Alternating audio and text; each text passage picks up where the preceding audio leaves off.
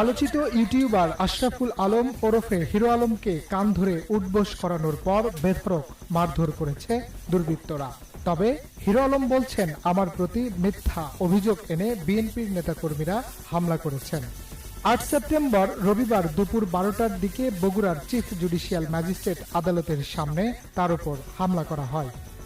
২০১৮ সালের জাতীয় সংসদ নির্বাচনে প্রচারণার সময় মারধর ও ২০২৩ সালের ১ ফেব্রুয়ারি একই আসনে উপনির্বাচনে কারচুপির অভিযোগ এনে মামলা দায়েরের প্রস্তুতি নেন হিরো আলম।